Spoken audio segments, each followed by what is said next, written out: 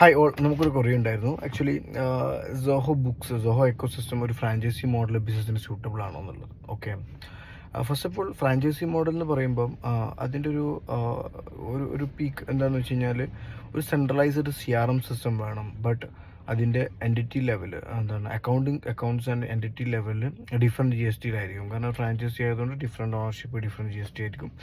But ഒരു offers കാര്യങ്ങൾ അങ്ങനത്തെ ക്ലെയിം ചെയ്യുമ്പം ഒരു centralised CRM system, customer data, customer loyalty point, അവർ purchase history and centralised price control, അങ്ങനത്തെ ഒരു ആപ്റ്റ് ഒരു സംവിധാനമാണ് സെൻട്രലി വേണ്ടത്. ഓക്കെ, സോഹോ ബുക്സ് ജനറിക് ആയിട്ട് അങ്ങനത്തെ ഒരു ഇത് ആ ഒരു സ്പെക്കിൽ ഉള്ളതല്ല. Actually everything is, even CRM is not capable to integrate with multiple Zoho Books entity.